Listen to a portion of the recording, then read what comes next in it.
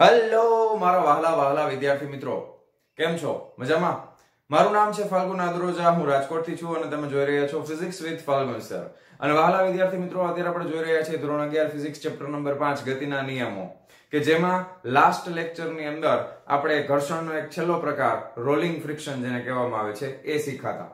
Okay, અને આજે આપણે શરૂ કરવા જઈ રહ્યા છીએ એના પછીનો ખૂબ જ અગત્યનો ટોપિક. જો તમારું ટાર્ગેટ JEE ની એક્ઝામ છે, તમારું ટાર્ગેટ નીટ ની એક્ઝામ છે, તમારે ડોક્ટર થવું છે, તમારે IIT માં ભણવા જવું છે, તો તમને આ ટોપિક વ્યવસ્થિત રીતે આવડતો હોવો જોઈએ.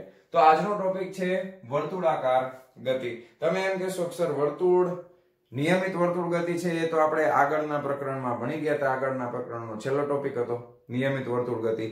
ઓકે, તો નિયમિત વર્તુળ ગતિ જે આપણે આગળના પ્રકરણમાં ભણ્યા છીએ એની પ્રેક્ટિકલ એપ્લિકેશન છે એ આપણે આ ચેપ્ટરમાં શીખવાના છીએ. કારણ કે આગળના પ્રકરણમાં જ્યારે આપણે ભણ્યા હતા ત્યારે આપણે એમાં ઘર્ષણ બળને ધ્યાનમાં લીધેલું નહોતું. અને આપણને ખબર છે કે વ્યવહારમાં દરેક પદાર્થ જ્યારે ગતિ કરતો હશે ત્યારે એના ઉપર ઘર્ષણ લાગતું હોય છે. દાખલા તરીકે તમે સાયકલ ચલાવો છો, ઓકે, કોઈ બાઇક હાલતું હોય, કોઈ ગાડી હાલતી હોય, તો એ બધાના ટાયર છે એ જમીનની સપાટી સાથે સંપર્કમાં હોય એટલે ઘર્ષણ તો સતત ચાલુ જ હશે. તો આ ઘર્ષણનો ઉપયોગ જ્યારે નિયમિત વર્તુળ ગતિમાં કરવામાં આવે ત્યારે આપણે એને વર્તુળાકાર ગતિ તરીકે વ્યાખ્યાયિત કરવાના છીએ. એના માટેના સમીકરણ આપણે સાબિત કરવાના છીએ. તો આજે આપણે શું શીખવાના છીએ કે જ્યારે કોઈ વાહન વર્તુળ માર્ગે ગતિ કરતું હશે ત્યારે એના ઉપર જરૂરી બળ, ઘર્ષણ બળ છે એ કેટલું લાગતું હોવું જોઈએ અને કેન્દ્રગામી બળ કેટલું હોવું જોઈએ. કેન્દ્રગામી બળ એટલે શું, એવો પ્રશ્ન પાછો ઉદ્ભવે. તો થોડુંક આપણે રિવાઇઝ કરવાનું છે સૌથી પહેલા લાસ્ટ ચેપ્ટરનું નિયમિત વર્તુળ ગતિમાંથી. તમને બધાને ખ્યાલ છે કે કોઈ પદાર્થ જ્યારે વર્તુળ માર્ગે ગતિ કરતો હોય, બરાબર, નિયમિત વર્તુળ ગતિ કરે છે. ધારો કે આ કોઈ વર્તુળાકાર માર્ગે એક પદાર્થ છે એ આ રીતે વિષમ ઘડી દિશામાં ગતિ કરે છે. આ એનું કેન્દ્ર છે, અહીંયા એની ત્રિજ્યા ધારો કે આ સ્મોલ r આપણે લઈ લઈએ. આ માર્ગે કોઈ ગતિ કરે છે તો તમને ખબર છે કે ગતિપથને દોરેલો સ્પર્શક ગતિની દિશામાં એ તમને ઝડપ આપે છે. અને આ ઝડપ કેવી છે? તો કે આ અચળ ઝડપ છે. કેવી છે? અચળ. કારણ કે આ કેવી ગતિ આપણે લીધી છે? તો કે આ નિયમિત વર્તુળ ગતિ આપણે લીધી છે. નિયમિત વર્તુળ ગતિ યાદ આવ્યું? ધીમે ધીમે યાદ આવે છે ને? પાકું ને? ઓકે, હવે દાખલા તરીકે આ પદાર્થ ગતિ કરતો, આ પદાર્થ છે, ધારો કે આ પદાર્થ ગતિ કરતા કરતા અહીંયા આવે છે તો સ્પર્શકની દિશામાં વેગ આમ હશે, એટલી જ લંબાઈનો દોરવાનો વેગ જે છે. હવે આપણે ખાલી મૂલ્યનું કામ છે, અને આ ઝડપ અચળ છે. ઓકે, અને દિશા તમારે બતાવી તો આ એની દિશા છે અને આ માત્ર મૂલ્ય હશે તો આપણે આ માનાંકમાં લખીએ એટલે ઝડપ થઈ ગઈ, અને દિશા હશે તો વેગ સ્પર્શકની દિશામાં. ઓકે, હવે અહીંયા આ રીતે આપણે કરશું. હવે તમને બધાને ખ્યાલ હશે કે આ બાજુ છે ને કંઈક બળ લાગે છે. યાદ આવ્યું તમને? જો આ રીતે ગતિ થતી હોય તો આ બાજુ કંઈક લાગે, આમ જો કેન્દ્ર તરફ. એને આપણે શું કહીએ છીએ? કેન્દ્રગામી પ્રવેગ. યાદ આવ્યું? કેન્દ્રગામી પ્રવેગ. કેન્દ્રગામી પ્રવેગ અહીંયા આગળ આ દિશામાં હશે કેન્દ્ર તરફ, અહીંયા આગળ કેન્દ્રગામી પ્રવેગ કેન્દ્ર તરફ હશે, પાછો ફરી પાછો. ધારો કે આ કણ છે એ ગતિ કરતા કરતા અહીંયા આવે છે, ઓકે, સ્પર્શકની દિશામાં વેગ. ઓકે, આ રીતે કેન્દ્રગામી પ્રવેગ વળી પાછો કઈ દિશામાં? તો કે કેન્દ્ર તરફ, આ બાજુ કેન્દ્રગામી પ્રવેગ, આ બાજુ બધી જગ્યાએ. દાખલા તરીકે અહીંયા પહોંચી ગયો તો આમ આ વેગ, પણ કેન્દ્રગામી પ્રવેગ તો હંમેશા ક્યાં લાગે? તો કે કેન્દ્ર તરફ જ લાગે. કેન્દ્રગામી પ્રવેગ યાદ આવ્યું? આ પ્રવેગ છે, સદિશ રાશિ છે એટલે ઉપર તમે સદિશની નિશાની કરી શકો છો, કાંઈ વાંધો નથી. અને દરેક ક્ષણે દરેક બિંદુ પાસે કેન્દ્રગામી પ્રવેગ કેન્દ્ર તરફ જ હશે, પણ એની દિશા દરેક બિંદુ પાસે કેન્દ્ર તરફ છે, પણ ઓમ જોવા જાવ તો અલગ અલગ દિશામાં છે. યાદ આવી ગયું તમને? તમને એ પણ યાદ આવવું જોઈએ જ, કમ્પલસરી છે કે કેન્દ્રગામી પ્રવેગનું મૂલ્ય કેટલું થાય? તો કે સાહેબ v²/r. યાદ જ હોય ને? કેન્દ્રગામી પ્રવેગનું મૂલ્ય કેટલું થાય? તો કે v²/r. જો આ ત્રિજ્યા કેપિટલ R છે ધારો કે, તો સૂત્ર આવશે કેન્દ્રગામી પ્રવેગ v²/r. હવે નિયમિત વર્તુળ ગતિ કયા કયા કિસ્સા માટે આપણે લગાવી શકાય? તમને બધાને ખ્યાલ છે કે નિયમિત વર્તુળ ગતિ જ્યારે કોઈ પદાર્થ વર્તુળ માર્ગે અચળ ઝડપથી ગતિ કરતો હોય એના માટે આપણે વાપરી શકાય. ધારો કે સૂર્યની આસપાસ બીજા બધા ગ્રહો છે એ વર્તુળ માર્ગે ગતિ કરે છે, ઓકે, તો એને તમે નિયમિત વર્તુળ ગતિમાં લઈ શકો. તો અહીંયા આગળ કેન્દ્રગામી પ્રવેગ કેટલો લાગતો હશે? એ કેસની અંદર v²/r જેટલો લાગતો હોય. તમે કોઈ પથ્થરને દોરી વડે બાંધી અને હાથેથી ઘુમાવો છો, ફેરવો છો ગોળ ગોળ, અને નિયમિત વર્તુળ ગતિ કરાવો છો ધારો કે, તો એમાં પણ કેન્દ્રગામી પ્રવેગ આટલો જ લાગતો હશે. ઇલેક્ટ્રોન છે એ ન્યુક્લિયસ ની અંદર કોઈ અણુ તમે કેમિસ્ટ્રીમાં ભણો છો ને, પરમાણુ બધું, પ્રોટોન, ન્યુટ્રોન, ઇલેક્ટ્રોન, આપણે ફિઝિક્સમાં બહુ વાપરવાના છીએ, 12મા ધોરણમાં તો બહુ ભરપૂર ઉપયોગ કરશું. કે કેન્દ્રની અંદર ન્યુક્લિયસ હોય જેની અંદર પ્રોટોન અને ન્યુટ્રોન રહેલા હોય. પ્રોટોન ધન વિદ્યુતભારિત કણ છે, ન્યુટ્રોન વિદ્યુતભાર રહિત કણ છે, અને ઇલેક્ટ્રોન છે એ ફરતે રોટેટ થતા હોય, ન્યુક્લિયસની ફરતે ગોળ ગોળ ફરતા હોય. તો ઇલેક્ટ્રોન જે છે ન્યુક્લિયસની ફરતે ચક્કર લગાવે છે, તો એમાં પણ વચ્ચે સેન્ટર તરફ કયો પ્રવેગ લાગે? તો કે કેન્દ્રગામી પ્રવેગ લાગે. હવે આ કેન્દ્રગામી પ્રવેગના લીધે થાય શું? તો કે આ કણ કે આ જે પદાર્થ છે ને એને કેન્દ્ર તરફ એક ખેંચાણ અનુભવાય, એક પ્રકારનું બળ લાગે.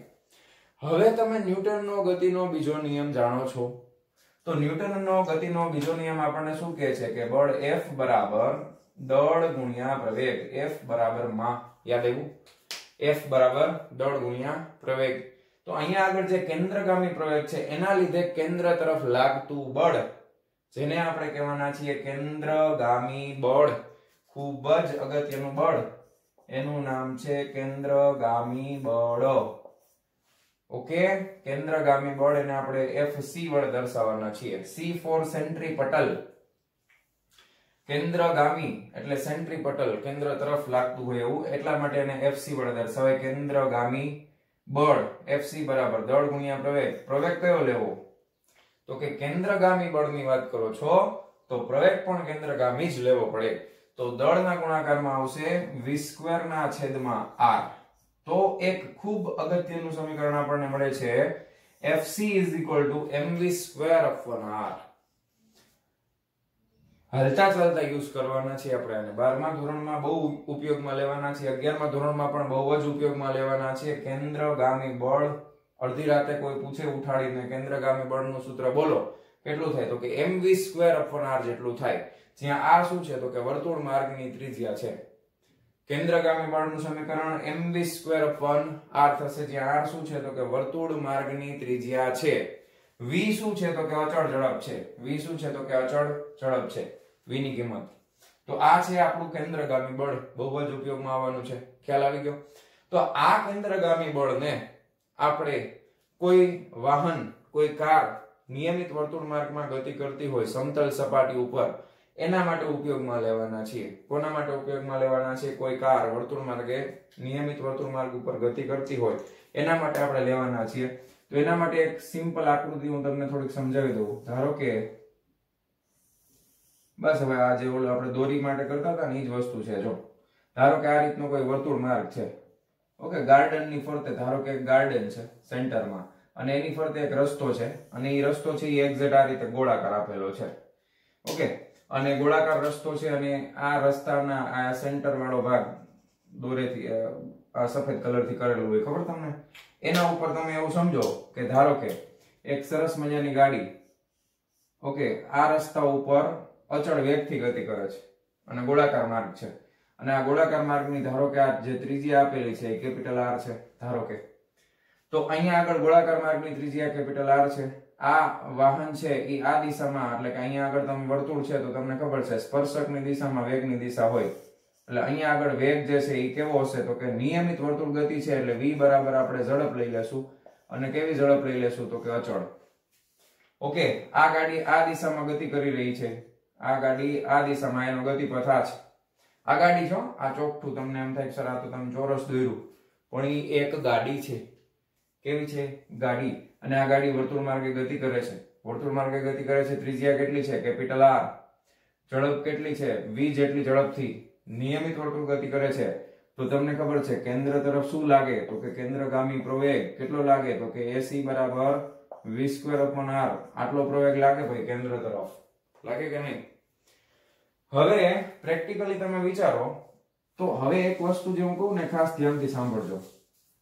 કે આ ગાડી હોય, ધારો કે તમારા માટે જો મસ્ત આપણે કરીને લાવ્યા છે, ધારો કે આ રસ્તો જે દેખાય છે મસ્તીનો, જો આ મસ્તીની ગાડી છે. ઘણા કહે સર તમે આવડા મોટા થઈને ગાડીથી રમો, કે રમકડાની ગાડીથી. મારા બાબાની છે, મારી નથી ભાઈ, તમને સમજાવવા માટે લાવ્યો છું. એટલે ઘણા કહે સાહેબ તમને ગાડીથી રમવાનો બહુ શોખ, બરાબર? તો આ રસ્તા ઉપર આ ગાડી જાય છે સીધી. ઓકે, હવે તમારે એમ સમજવાનું છે કે આ રસ્તા ઉપર ગાડી છે ને એ આ રીતે આમ ગોળાકાર માર્ગ ઉપર ગતિ કરે છે. કેવા? આ રીતે આમ, બરાબર? તો એક આખી વર્તુળાકાર માર્ગ જેવું બનશે. દેખાય તમને રસ્તા ઉપર? હવે આ કન્ડિશન સમજાઈ ગઈ તમને આ રીતે.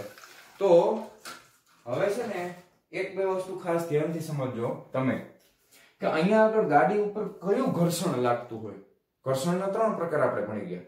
એક હતું સ્થિત ઘર્ષણ, બીજું હતું ગતિક ઘર્ષણ અને ત્રીજું હતું રોલિંગ ઘર્ષણ, રોલિંગ ફ્રિક્શન. તો તમને પ્રશ્ન એવો થાય કે ગાડી ગતિમાં છે, ગાડી તો ગતિમાં છે અને ગાડીના વ્હીલ હોય પૈડા હોય એટલે ગાડી તો આમ જાતી હોય એટલે કયું ઘર્ષણ લાગે? સ્વાભાવિક રીતે પૂછીએ તો તમારો જવાબ શું હોય? રોલિંગ ફ્રિક્શન હોય ને. જો સ્થિત ઘર્ષણ ન લાગે, શું કામ? કારણ કે ગાડી ગતિમાં છે, ઊભી તો નથી અને ટાયર છે એ કન્ટિન્યુઅસલી રિવોલ્વ થાય છે. એવું તમને મગજમાં આવે ને? મગજમાં પહેલી વાર શું આવે કે ગાડી સ્થિર તો નથી સાહેબ, ગાડી તો ગતિમાં છે, તો સ્થિત ઘર્ષણ તો આવે જ નહીં. સીધું મગજમાં એવું આવશે ને. ગાડી ગતિમાં છે એટલે રોલિંગ ઘર્ષણ આવે. પણ ઈ કઈ દિશામાં લાગે? યાદ કરો. જ્યારે ગાડી, ખાસ ધ્યાનથી સાંભળજો, દાખલા તરીકે ગાડી આમ જતી હોય ને, જો આ દિશામાં, તો રોલિંગ ફ્રિક્શન છે ને પાછળની તરફ લાગે. એટલે જો હું આને આમ ધક્કો મારીને મૂકી દઉં ને તો ઊભી રહી જશે. જો ધક્કો મારીને મૂકી દઉં ને એટલે અમુક અંતર કાપીને ઊભી રહી જાય છે. શું કામ? કારણ કે રોલિંગ ફ્રિક્શન છે એની ઓપોઝિટ ડાયરેક્શનમાં લાગતું હોય. હવે આપણે અહીંયા આગળ રોલિંગ ફ્રિક્શનની વાત આવશે તો કે ના. શું કામ નહીં આવે? કારણ કે રોલિંગ ફ્રિક્શનને ઓવરકમ કરવા માટે તમે લીવર દેશો એટલે ગાડીની ઝડપ તો પાછી વધવાની છે. ફ્રિક્શનને ઓવરકમ કરવા માટે તમારી ગાડી આમ જાય છે એટલે આમ સ્લીપ ન થઈ જવી જોઈએ. કહેવાનો મતલબ એ છે કેન્દ્રગામી બળ એટલે કેન્દ્ર તરફ ખેંચી રાખે એવું હોય ને. જો કેન્દ્રગામી બળ ન લાગે ગાડી ઉપર તો શું થાય કે વળાંક તમે લઈ જ ન શકો. જેવો વળાંક લેવા જાવ એટલે ગાડી ઢસડાઈને આમ વહી જશે દૂર, આની ત્રિજ્યાથી દૂર વહી જશે. હવે ગાડી કઈ રીતે ઢસડાય છે એ તમે ધ્યાનથી જોવો એટલે તમને વધારે આઈડિયા આવશે. જો આમ જતી હતી ને ગાડી, જો બળ ન લાગતું હોય તો એ કેન્દ્રથી ઢસડાઈને આમ જશે. જો આ રીતે, આ રીતે ઘર્ષણ લાગે ને, પણ એ આને જમીનમાં ચોંટાડી રાખે છે ગાડીને, કેન્દ્રગામી બળ તો ચીપકાવી રાખે છે. તો ઈ કેવું બળ કહેવાય? સ્થિત ઘર્ષણ બળ. કેવું કહેવાય? સ્થિત ઘર્ષણ બળ. હજી ધ્યાનથી સમજજો, સ્થિત ઘર્ષણ બળ જ આવશે. ગતિક ઘર્ષણ નો આવે, વ્હીલ ફરે છે એટલે.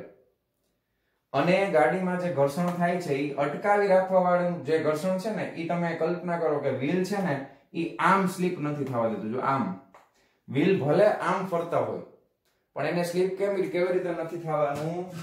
આવી રીતે જો સ્લીપ નથી થવા દેવાનું. આમ આમ તો આમ તો ચોટેલું જ છે વ્હીલ, આમ ભલે જતા હોય પણ આ રીતે અહીંયા તો ગાડી ચોટેલી છે, આમ કે આમ નથી થતી. જો સમજાય તમને? તો આ બાજુ જે ઘર્ષણ તમે કલ્પના કરો છો તો એ ઘર્ષણ માટે તો વ્હીલ સ્થિર સ્થિતિમાં ગણાય ને, અને આમ ઘર્ષણ થાય ને સ્લીપ થાય ત્યારે, એટલા માટે સ્થિત ઘર્ષણ આવશે. આ મગજમાં ગાંઠ બાંધી લો. કયું ઘર્ષણ ધ્યાનમાં લેવાનું છે? સ્થિત ઘર્ષણ. કયું ઘર્ષણ ધ્યાનમાં લેવાનું છે? સ્થિત ઘર્ષણ.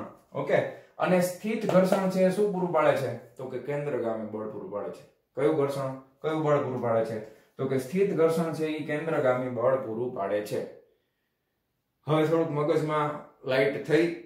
તો અહીંયા આગળ આખી ચર્ચા દરમિયાન આપણે રોલિંગ ઘર્ષણ કે ગતિક ઘર્ષણને ધ્યાનમાં લીધેલું નથી, માત્ર ને માત્ર સ્થિત ઘર્ષણને ધ્યાનમાં લીધેલું છે. ગાડી ડ્રિફ્ટ ન થવી જોઈએ. તમે ડ્રિફ્ટ થી તો પરિચિત છો, ઘણા બધા મૂવી જોઈ લીધા તમે બધા ગાડીની સ્પીડ વાળા. ઓકે, ફાસ્ટ એન્ડ ફ્યુરિયસ, એમાં કેટલા બધી સિરીઝ આવી ગઈ. ડ્રિફ્ટ થી પરિચિત છો, ગેમ રમતા હોય NFS વાળી, NFS ની ગેમ રમતા હોય અંડરગ્રાઉન્ડ વાળી, બરાબર, લેપટોપ ની અંદર. તો એમાં ગાડી જે છે ડ્રિફ્ટ થાય. ડ્રિફ્ટમાં તમને ખબર છે વ્હીલ ગાડી આખે આમ જાય, ઘસાતી હોય. તો સ્થિત ઘર્ષણ છે એ ડ્રિફ્ટ નહીં થવા દે, અટકાવી રાખશે. એટલા માટે આપણે અહીંયા સ્થિત ઘર્ષણને ધ્યાનમાં લેવાનું છે. આટલી વસ્તુ મગજમાં ફિટ બેસી ગઈ? ક્લિયર છે? તો હવે આપણે આ પરિસ્થિતિ ઉપર આગળ વધવાના છીએ. તો બે કેસ આપણે જોવાના છીએ. એક સમતલ રસ્તા ઉપર ગાડી જતી હશે ત્યારે, અને બીજું ઢોળાવ વાળા રસ્તા ઉપર ગાડી ચાલતી હોય ત્યારે કઈ રીતે વર્ક કરે છે એ જોવાના છીએ. બે 1 by 1 આપણે જોવાના છીએ. ફટાફટ આમાંથી તમને એમ લાગે કે આપણે કંઈક લખી લેવું છે તો ફટાફટ લખી નાખો વિડીયો પોઝ કરીને. અને હવે આપણે જોઈએ છે સમતલ રસ્તા વાળું. ચાલો જવા દઉં છું. ચાલો વિદ્યાર્થી મિત્રો, હવે આપણે પહેલો કેસ આમાં લેવાના છીએ. સમતલ રસ્તા પર કારની ગતિ. પણ કેવી ગતિ? વર્તુળાકાર ગતિ. અને કેવી પાછી? નિયમિત વર્તુળાકાર ગતિ.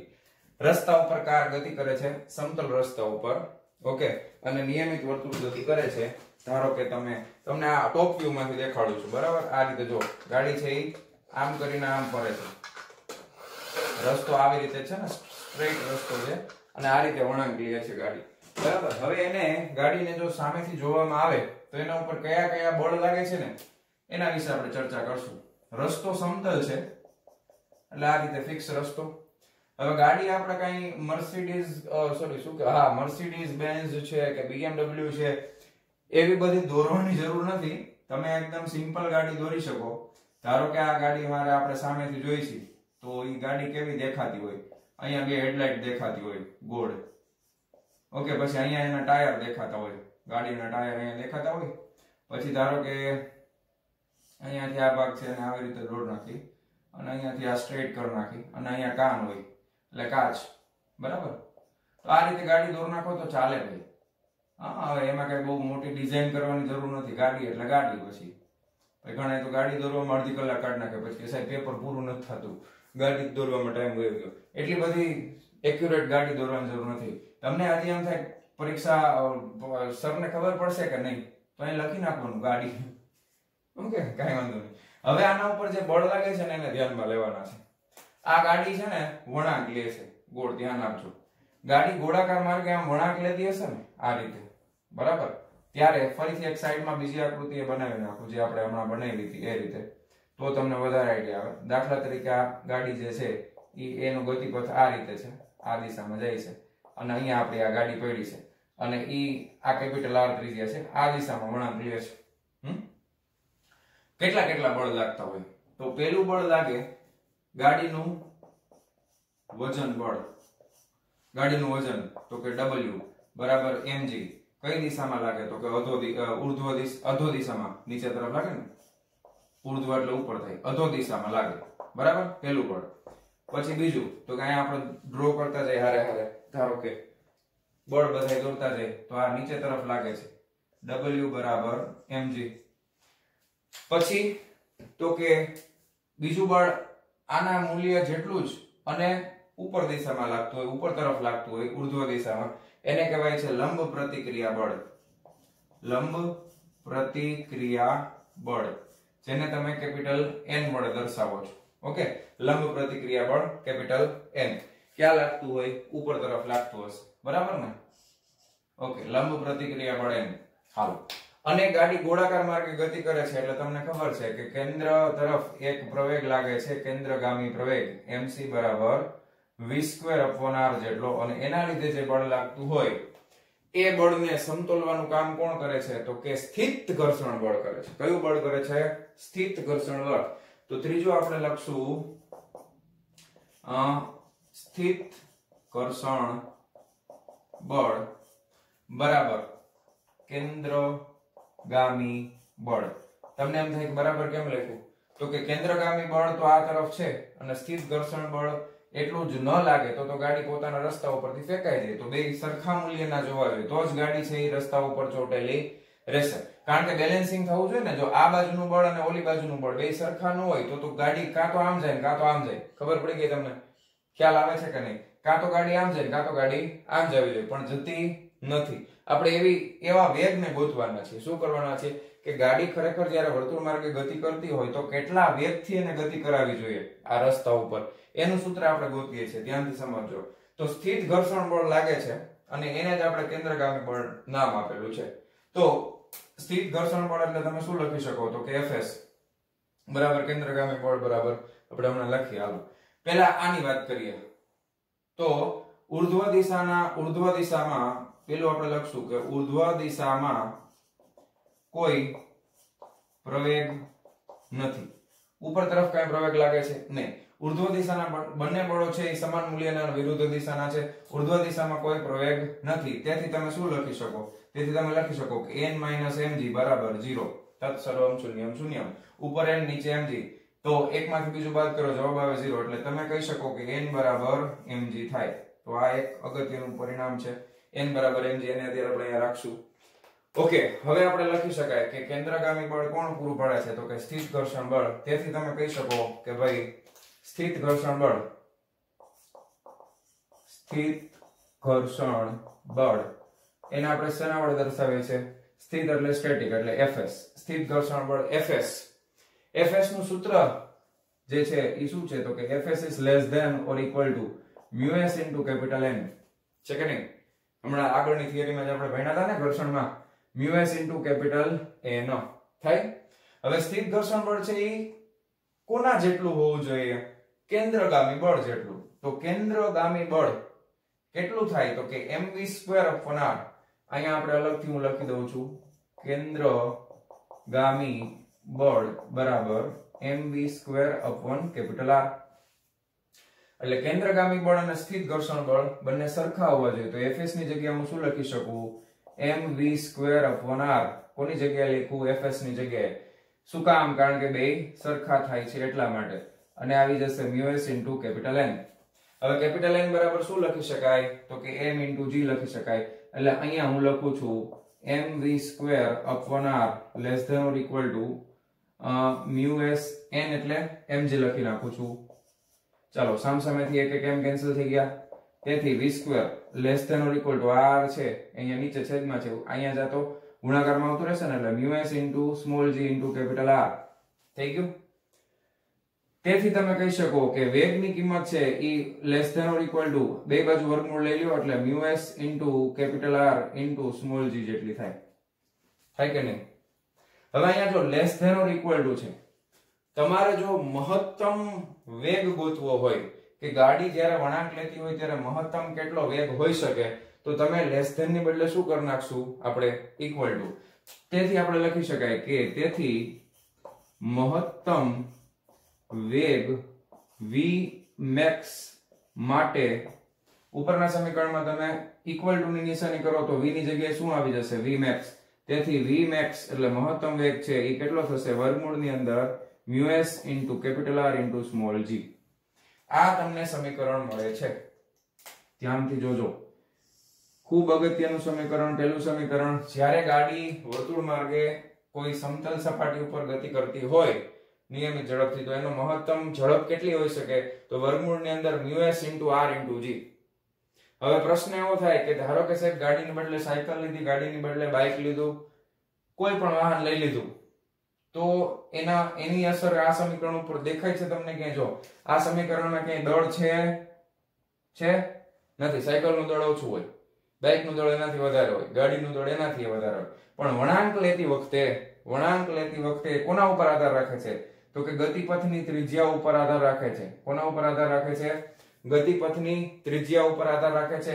કેન્દ્રગામી પ્રવેગ ગુરુત્વ પ્રવેગ સ્મોલ g તો અચળ જ છે. ગુરુત્વ પ્રવેગ સ્મોલ g તો અચળ છે 9.8 મીટર પ્રતિ સેકન્ડનો વર્ગ.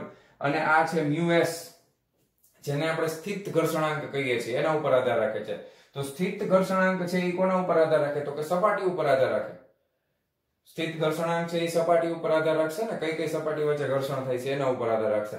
તો ખાસ આનો આધાર છે ત્રિજ્યા ઉપર રહેલો છે. ખાસ આધાર કોના ઉપર રહેલો છે? મહત્તમ વેગનો. તો કે ત્રિજ્યા ઉપર રહેલો છે, અને ત્રિજ્યાના વર્ગમૂળના સમપ્રમાણમાં છે. કોના સમપ્રમાણમાં છે?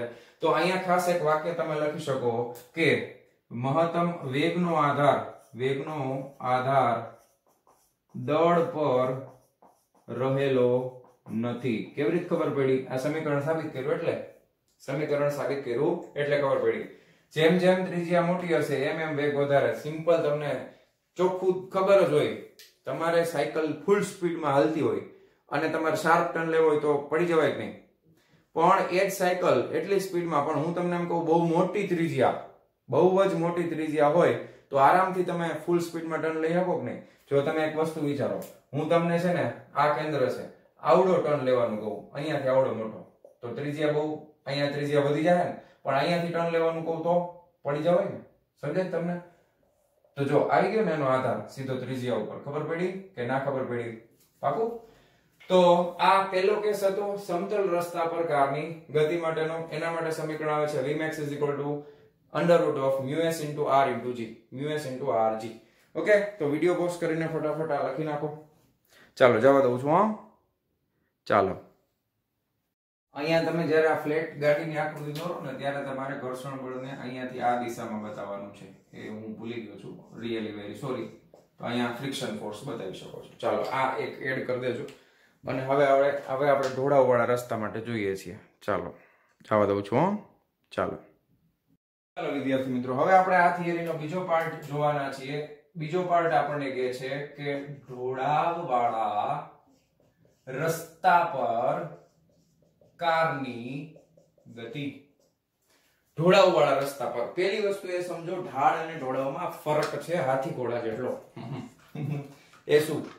જો આ દેખાય છે ગાડી, આ રસ્તો સમક્ષિતિ. અત્યારે ગાડી ક્યાં છે? તો કે સમક્ષિતિ જ રસ્તા ઉપર છે.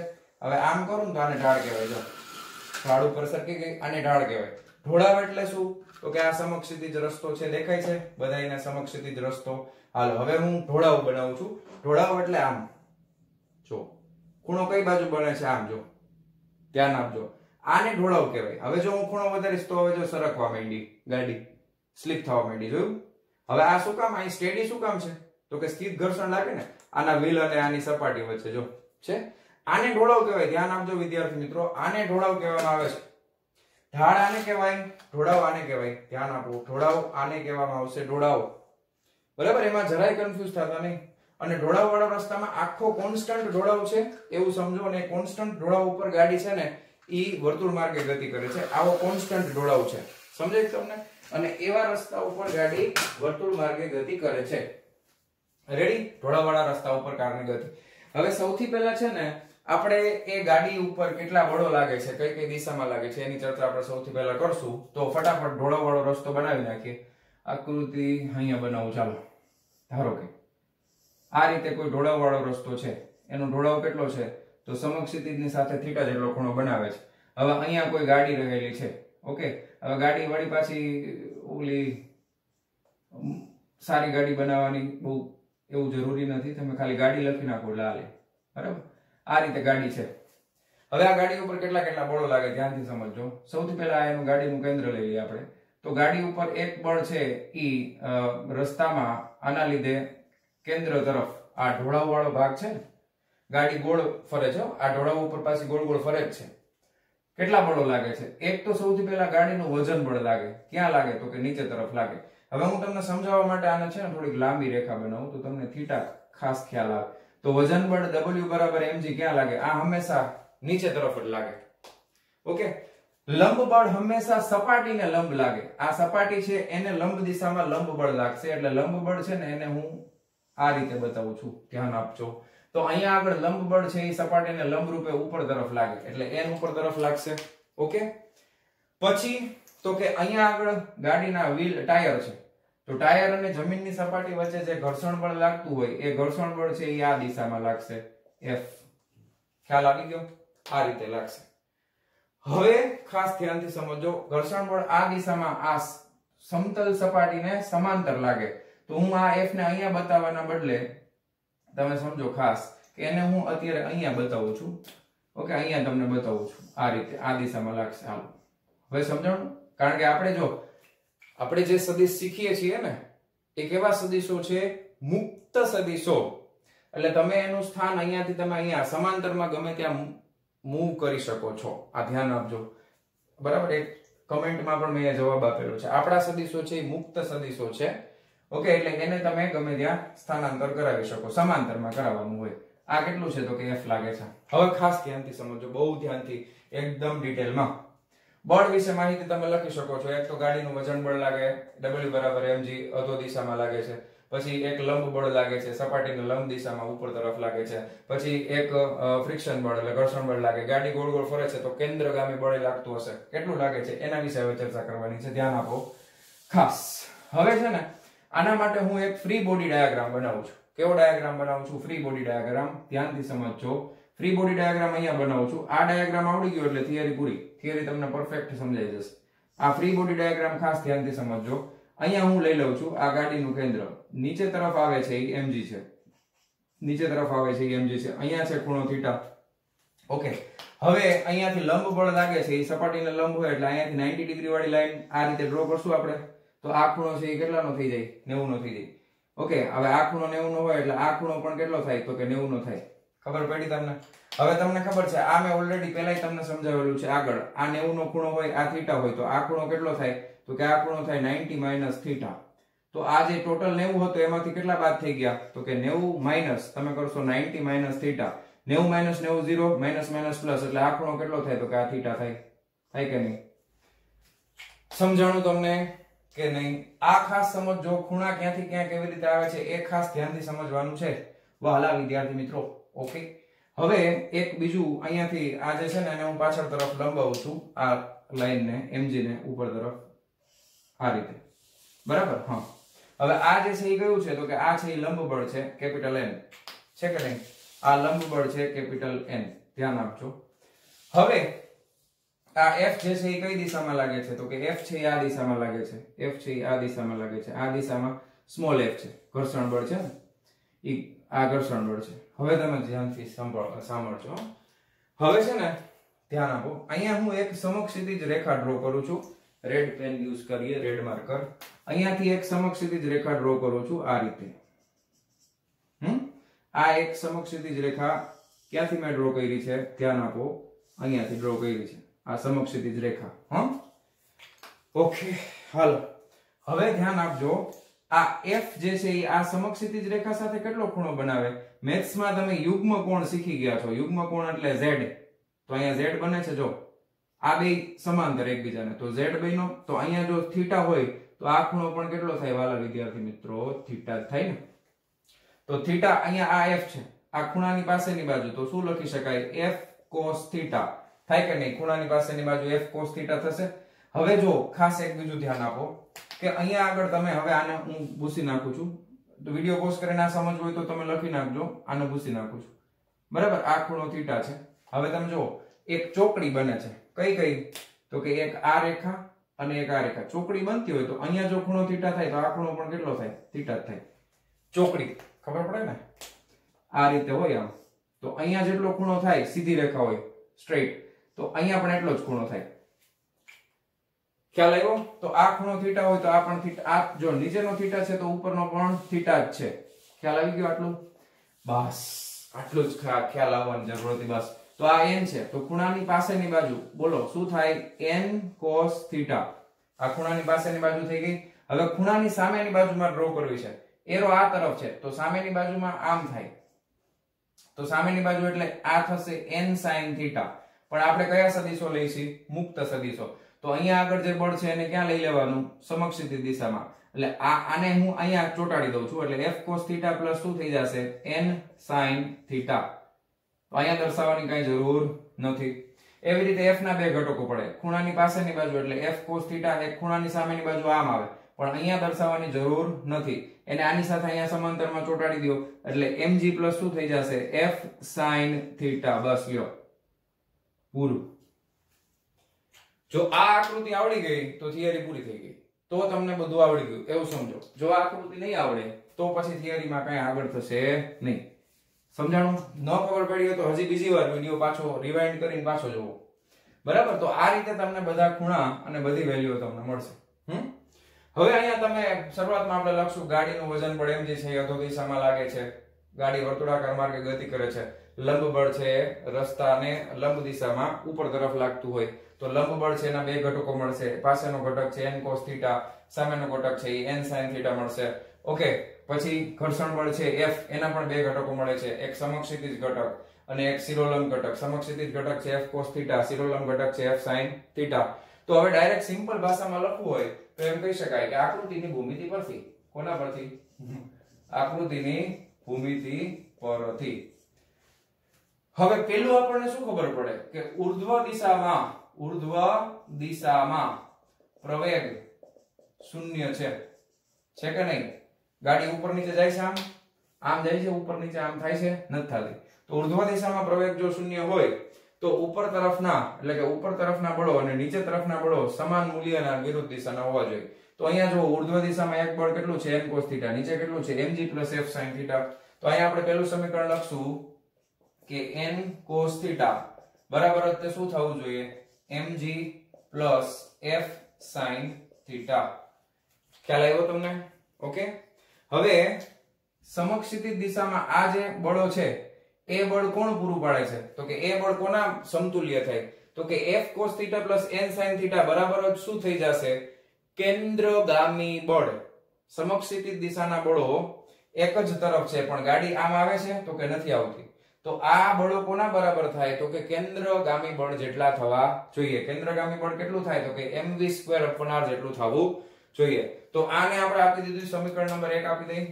પછી સમીકરણ નંબર 2 સમક્ષિતિજ બળો ને સમતુલ્ય બળ કોણ પૂરું પાડે છે તો અહીં લખી નાખું કે સમક્ષિતિજ બળો ને સમતુલ્ય બળ એ કેન્દ્રગામી બળ જેટલું હોય છે.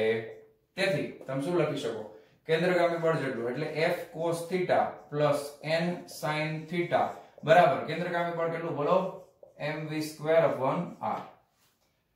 તો આ જે ઢોળાવ વાળો ભાગ છે ને એ વર્તુળ માર્ગે જે ગતિ થાય છે એના કેન્દ્રથી ત્રિજ્યા કેટલી છે તો કે r જેટલી છે એવું તમારે સમજવાનું. ક્લિયર?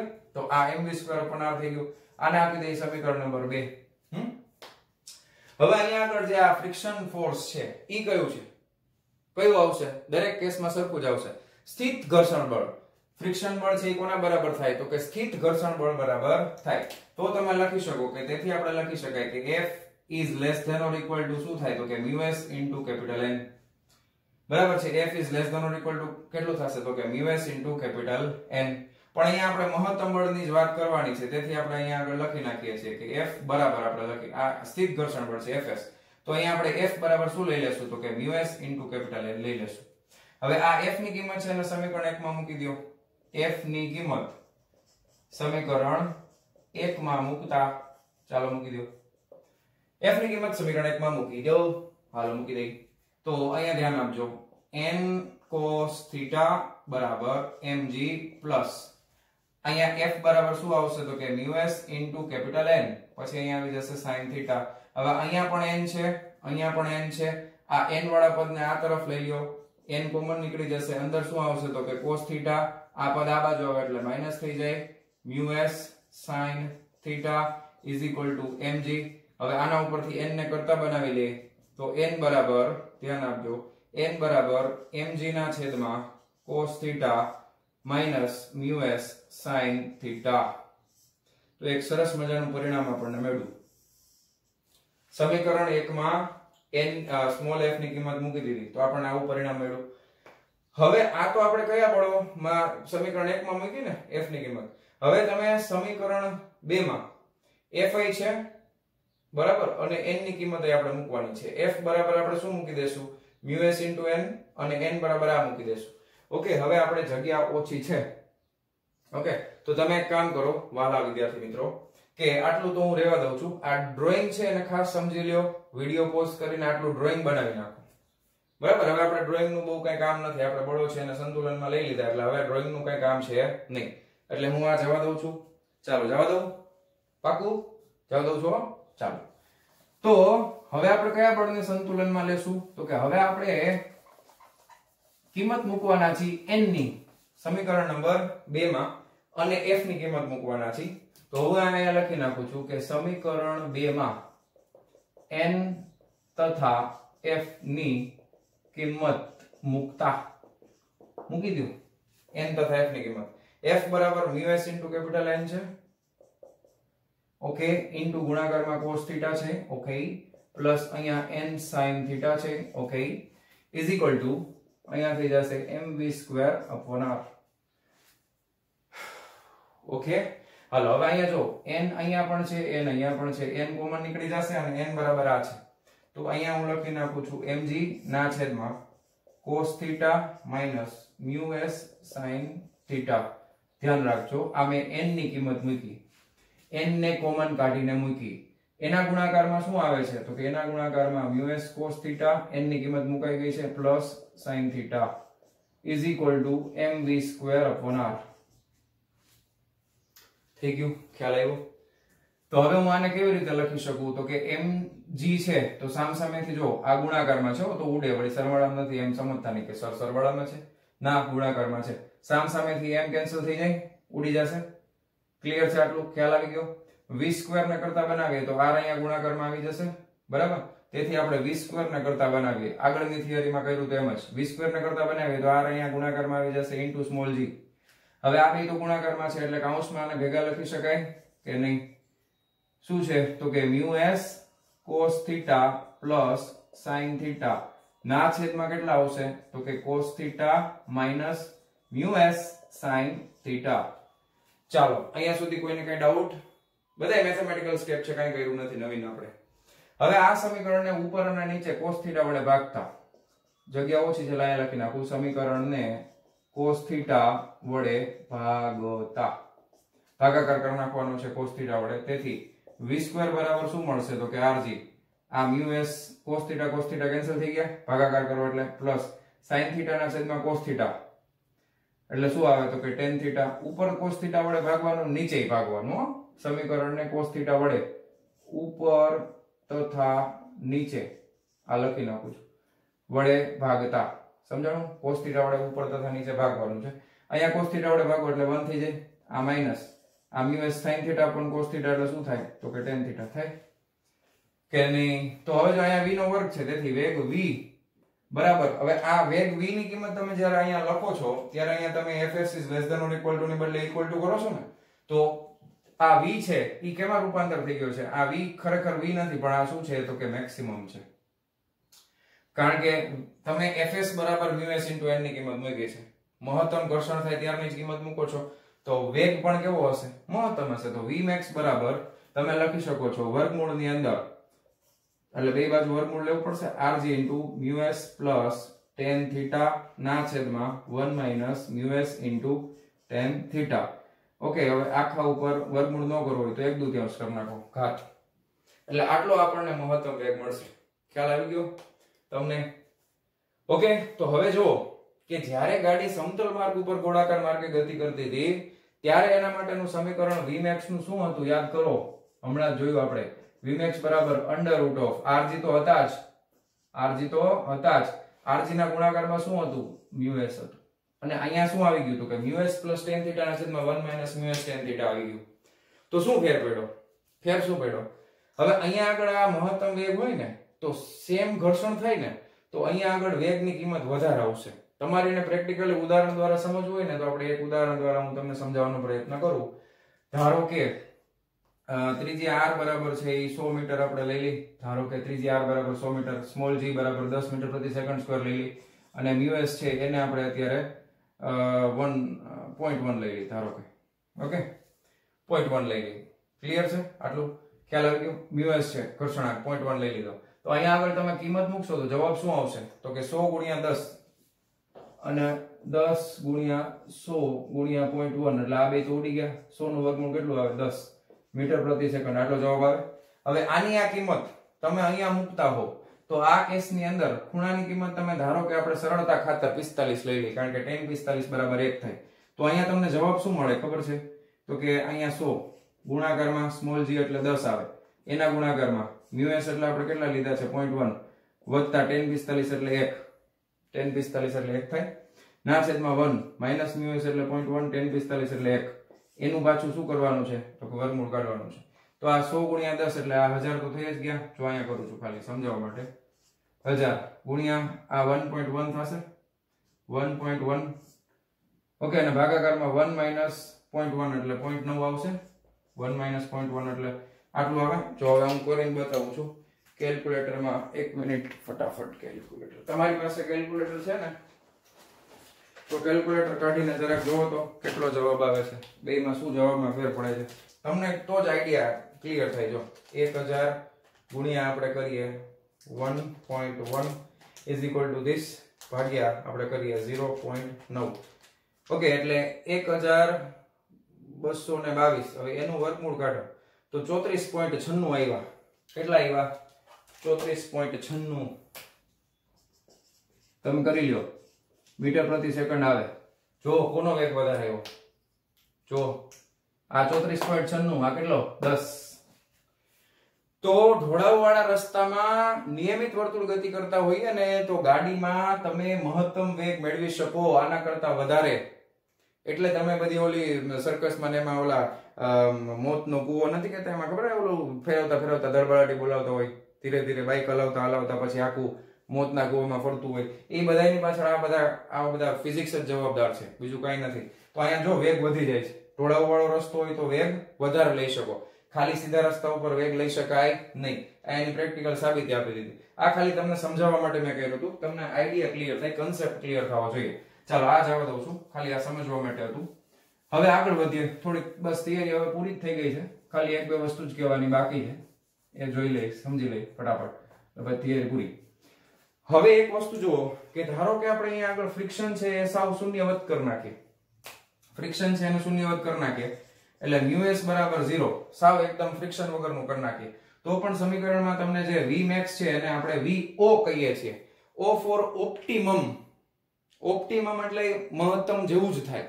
ઓપ્ટિમમ એટલે આનાથી વધારે, આનાથી ઓપ્ટિમાઇઝ કરવું એટલે સારામાં સારી વસ્તુની ડિઝાઇન કરો ને એને ઓપ્ટિમાઇઝ કર્યું કહેવાય. બેસ્ટ પરફોર્મન્સ આપે એને. તો અહીંયા આગળ VO એટલે 0 નથી સમજવાનું. તમે વળી ઘણા આગળના ચેપ્ટર પ્રમાણે V0 એટલે પ્રારંભિક વેગ થઈ ગયો છે. ઈ નથી, આ V ઓપ્ટિમમ છે. જ્યારે μs બરાબર 0 થાય તો જો સમીકરણમાં આપણે કિંમત મૂકો, જો આ Rg બરાબર μs બરાબર 0 કરી નાખો તો ઈ 0 + tan θ એટલે અહીંયા tan θ આવશે ના છેદમાં 1 માઈનસ μs એટલે 0 ના ગુણાકારમાં ગમે હોય, જવાબ શું આવે 0. તો 1 માઈનસ ગમે 1 માઈનસ 0 એટલે શું આવે 1. તો Rg tan θ આવી ગયું. એની કેટલી ઘાત આવે તો કે 1/2 ઘાત આવે. જો તો આ આપણને જે મળે છે એ ઓપ્ટિમમ વેગ મળે છે. કેવો વેગ મળે છે? ઓપ્ટિમમ વેગ મળે છે. આના માટે એક વસ્તુ યાદ રાખવાની, v is always less than v optimum હોય બરાબર છે, તો ઘર્ષણ બળ છે, ઘર્ષણ બળ એ ઢાળ ઉપરના ઢાળ તરફ લાગશે. ઘર્ષણ બળ ઉપર તરફના ઢાળ પર લાગશે. ઈ તમને કહું કેવી રીતે. દાખલા તરીકે આવી જો આ ઢાળ છે ને, ઢોળાવવાળો ભાગ, આમ ગાડી હોય ને, આમ ગતિ કરતી હોય ને, તો આ ઘર્ષણ બળ છે એ આમ લાગે ઉપર તરફ, આ બાજુ આમ, ખબર પડી? આ બાજુ લાગશે. ક્યારે લાગે તો કે v is less than v naught હોય, v optimum sorry, v is less than v optimum હશે ત્યારે ઘર્ષણ બળ છે ઢાળ ઉપર ઉપરની તરફ લાગશે. ક્યાં લાગશે? ઉપરની તરફ. અને પ્રેક્ટિકલી આપણે એક વસ્તુ નોટિસ કરી છે, ધ્યાન આપજો ખાસ, જગ્યા બહુ ઓછી છે પણ તોય સમજી લો કે બહુ સિમ્પલ છે કે tan θ ની કિંમત હંમેશા less than or equal to μs હશે. tan θ ની કિંમત less than or equal to μs હોય. ઓકે, સ્થિત ઘર્ષણાંક કરતા tan θ ની કિંમત છે, θ બરાબર તમે આ ડિગ્રીમાં મૂકશો એટલે μs કરતા જો ઓછી હશે તો જ ગાડી છે એ ઢાળ પર પાર્ક કરી શકાય. નકર શું થાય તો કે ઢસડાઈ જાય. મેં તમને સ્ટાર્ટિંગમાં જ કીધું ને કે જો આ ઢોળાવ વાળી ગાડી છે બરાબર, આ ગાડી ઢોળાવ ઉપર છે પણ આ ખૂણો વધારતો જાવ એક લિમિટ એવી આવી જશે કે ગાડી સરકવાનું ચાલુ કરી દે. જો ક્યારે સરકવાનું ચાલુ કરી દે કે જ્યારે tan θ ની કિંમત છે બરાબર ઈ less than or equal to μs થઈ જશે ત્યારે ગાડી જે છે એ ઢોળાવ ઉપર સરકવાનું ચાલુ કરી દેશે. ક્લિયર છે? તમને સમજાણું? તો આ બે કન્ડિશન તમારે યાદ રાખવાની છે થિયરીના એન્ડમાં. બાકી સૂત્ર તો આપણે સાબિત કરી નાખ્યું, આ છે સૂત્ર ફાઇનલ.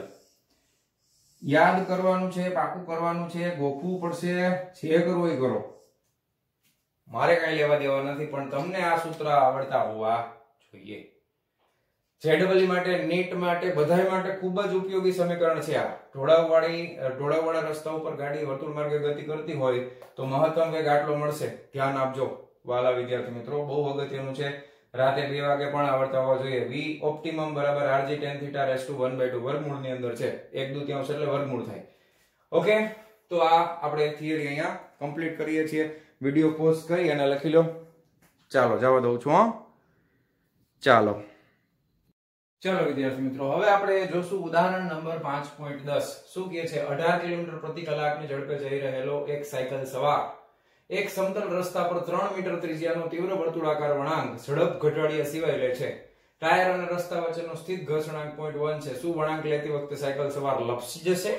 તમને પરિસ્થિતિ ખબર છે, સીધા રસ્તા ઉપર એટલે સમતલ રસ્તા ઉપર ગાડી કે સાયકલ કે ટ્રક કે ટ્રેન ગમે વળાંક લેતું હોય બરાબર વર્તુળાકાર માર્ગે, તો એના માટેની કન્ડિશન આપણને યાદ હોવી જોઈએ. કન્ડિશન શું છે કે Vmax બરાબર શું થાય? √μs r g. ઓકે, આ કન્ડિશન થશે. હવે પહેલા તો સાયકલ સવારનો પોતાનો વેગ છે એને આપણે v કહી દઈએ. તો v કેટલો છે? તો કે v છે એ 18 કિલોમીટર પ્રતિ કલાકમાં આપ્યો છે. હવે આને કિલોમીટરમાં ન હાલે, મીટર પ્રતિ સેકન્ડમાં, કારણ કે g ગુરુત્વ પ્રવેગ જ્યાં પણ આવે મીટર પ્રતિ સેકન્ડ જ લેવાનું. ઓકે, કિલોમીટર બરાબર 1000 મીટર, કલાક એટલે 3600 સેકન્ડ થાય ભાઈ. આ બે મીંડા કે 18 દુ 36, 2 પંચા 10. ઓકે, તો આ આવ્યું 5 મીટર પ્રતિ સેકન્ડ. તો આનો વેગ છે ને સાયકલ સવારનો એ 5 મીટર પ્રતિ સેકન્ડ છે. ઓકે, હવે આ વેગની કિંમત આ મહત્તમ વેગ કરતા ઓછી હોવી જોઈએ. ધ્યાન આપજો, આ વેગની કિંમત આના કરતા ઓછી હશે કારણ કે આટલા વેગ ઉપર આરામથી જઈ શકાય. જો આની કિંમત આના કરતા વધારે હશે તો સાયકલ સવાર લપસી પડશે નહીં. તો અહીંયા લખો કે જો v is greater than v max, sorry, v is less than, sorry ઊંધું લખી ગયું, v is less than v max હશે તો સાયકલ સવાર લપસશે નહીં. બરાબર ને? v ની કિંમત છે એ v max કરતા ઓછી હોવી જોઈએ. હવે v max ની કિંમત માટે બસ અહીંયા ખાલી આપણે કિંમતો મૂકવાની છે ભાઈ. μs સ્થિત ઘર્ષણાંક આપ્યો છે 0.1. ઓકે, ત્રિજ્યા કેટલી આપી છે? 3 મીટર ની ત્રિજ્યા છે. ઓકે, ગુણાકારમાં g એટલે 9.8. ઓકે, બસ કેલ્ક્યુલેટર છે ને બધાય પાસે? હાલો બંને ધડબડાટી બોલાવા. ચાલો, કેટલું છે તો કે 0.1 ગુણ્યા 3 ગુણ્યા 9.8 બરાબર આટલા, એનું વર્ગમૂળ કાઢો એટલે 1.71 46 આવે. 1.71 4 1.714 છે, સોરી 1.714 મીટર પ્રતિ સેકન્ડ. જો મહત્તમ વેગ આટલી ઝડપથી ગતિ કરે તો સાયકલ સવાર ન લપસે, પણ અહીંયા આગળ v ની કિંમત છે એ આના કરતા વધારે છે તો સાયકલ સવાર લપસી પડશે. વાર્તા પૂરી. સાયકલ સવાર લપસી પડશે. આટલી બધી સ્પીડમાં કોણે કીધું તો લાવવાનું? પગ ભાંગી જાય તો ખબર પડી ને તમને? આના કરતા વેગ વધવાનો છે, v max આટલો હોવો જોઈએ, પણ અહીંયા આગળ એનો વેગ કેટલો છે? આનાથી વધારે છે. જો 5 મીટર પ્રતિ સેકન્ડ છે એટલે કન્ડિશન નું પાલન થતું નથી, એટલે સાયકલ સવાર લપસી પડે. એકદમ સિમ્પલ દાખલો છે, લખી નાખો હાલો ફટાફટ. ચાલો જવા દઉં છું, વિડીયો પોઝ કરીને લખી લેજો. ચાલો વિદ્યાર્થી મિત્રો, હવે આપણે જોશું ઉદાહરણ નંબર 5.11. શું કહે છે? સ્પર્ધા માટેનો એક 300 મીટર ત્રિજ્યાનો વર્તુળાકાર માર્ગ 15 ડિગ્રીના ઢોળાવવાળો છે. જો રેસ કારના પૈડા અને માર્ગ વચ્ચેનો ઘર્ષણાંક 0.2 હોય તો રેસ કારના ટાયરનો ઘસારો નિવારવા માટે એટલે સ્થિત ઘર્ષણાંક છે એ શૂન્ય થવો જોઈએ, એટલે ઓપ્ટિમમ સ્પીડ આવે. તેની ઓપ્ટિમમ ઝડપ કેટલી હશે? એટલે µs બરાબર 0, અને લપસવાનું નિવારી શકાય તેવી મહત્તમ ઝડપ એટલે vmax કેટલી હશે? બરાબર, તો જે ડેટા આપ્યો છે એ લખી નાખી. ત્રિજ્યા r બરાબર 300 મીટર, પછી થીટા બરાબર 15 ડિગ્રીનો ઢોળાવ આપ્યો છે. જો ઘર્ષણાંક એટલે µs સ્થિત ઘર્ષણાંક 0.2 હોય તો ઓકે, તો પહેલા પ્રશ્નનો જવાબ આપણે મેળવવો છે. તો એના માટે તમને ખબર છે ઓપ્ટિમમ સ્પીડ બોલો કેટલી થાય? v optimum યાદ કરો, r g tan થીટા ની 1/2 ઘાત અથવા વર્ગમૂળમાં r g tan થીટા. ચાલો કિંમત મૂકી દઈ. r છે 300 ગુણ્યા g નો આપ્યો આવે એટલે 9.8. અહીંયા આપણે લખી નાખીએ સ્મોલ g બરાબર 9.8 મીટર પ્રતિ સેકન્ડ નો વર્ગ. ગુરુત્વ પ્રવેગ જો રકમમાં આપે 10 લ્યો તો 10 લઈ લેવાનો, આપણને ક્યાં વાંધો છે. અને અહીંયા મૂકવાના છે tan 15 ડિગ્રી. ઓકે, હવે તમારે tan 15 ની કિંમત નેચરલ tan માં જોવી પડશે. એની કિંમત થાય છે 0.2679. આ કેટલી થાય છે? 0.2679. ઓકે, અને એની 1/2 ઘાત. હાલો આ ગુણાકાર કરો જલ્દી ફટાફટ કેલ્ક્યુલેટરમાં. ચાલો કેલ્ક્યુલેટરમાં કરીએ. 300 ગુણ્યા 9.8 ગુણ્યા 0.2679 ઇઝ ઇક્વલ ટુ 787.626 એનું વર્ગમૂળ કાઢી લઈ એટલે 28.06 આવે. બરાબર, એટલે આને તમે 28.06 મીટર પ્રતિ સેકન્ડ છે.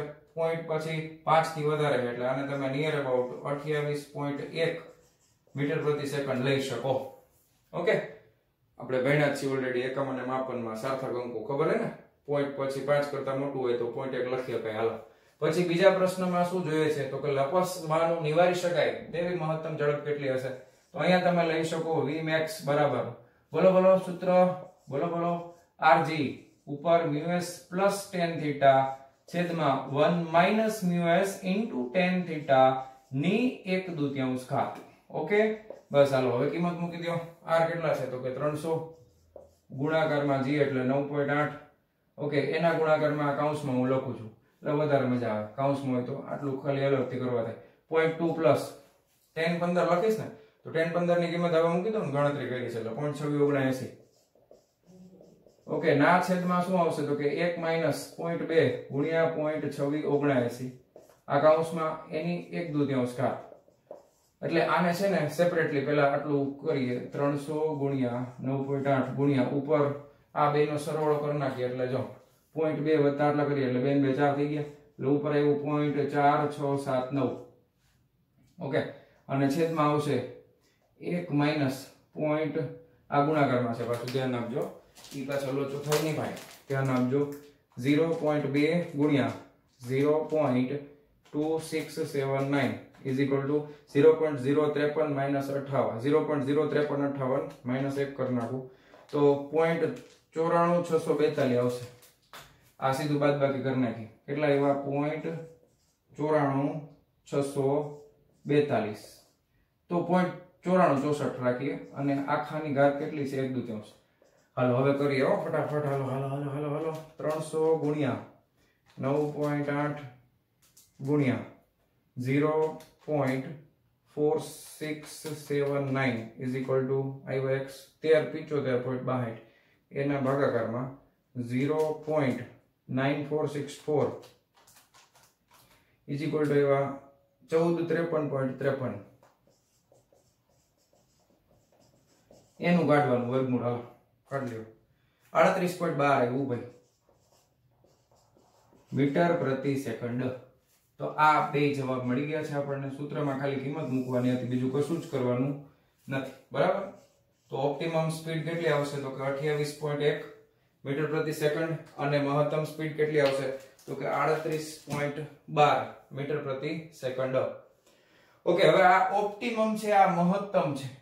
ઓપ્ટિમમ અને મહત્તમમાં ડિફરન્સ છે, ધ્યાન આપજો. ઓપ્ટિમમ ક્યારે થાય છે તો કે ઘર્ષણ 0 થાય ત્યારે. તો 28 મીટર પ્રતિ સેકન્ડની સ્પીડે હલાવશો તો ટાયરમાં ઘર્ષણ સાવ ઓછું થાય. પણ તમે આનાથી સ્પીડ વધારતા ગયા તો મહત્તમ આટલી લઈ શકો. જો એ આના કરતા વધારે આવે છે તો મહત્તમ સ્પીડ છે એ ઓપ્ટિમમ કરતા વધારે આવે છે, પણ અહીંયા ટાયરમાં ઘર્ષણ થશે. કેટલું ઘર્ષણ થશે તો કે ઘર્ષણાંક જેટલું 0.2 જેટલું થતું એટલું એના લીધે, બરાબર. તો ખાસ ધ્યાન રાખજો, ઓપ્ટિમમ છે એ મોટી નથી આના કરતા.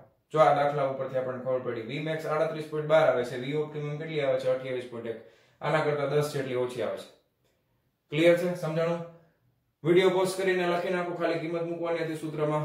તો મારા વહાલા વિદ્યાર્થી મિત્રો, આજનો આ લેક્ચર આપણે અહીંયા પૂરો કરીએ છીએ. મળીએ છીએ નેક્સ્ટ વિડિયો લેક્ચરમાં આના પછીના ટોપિકની સાથે, અને આને લગતા અમુક પ્રેક્ટિસના દાખલા આપણે કરવા પડશે ને, એમને થોડું હાલશે તો એ કરશું નેક્સ્ટ લેક્ચરમાં. ઓકે, ત્યાં સુધી આવજો.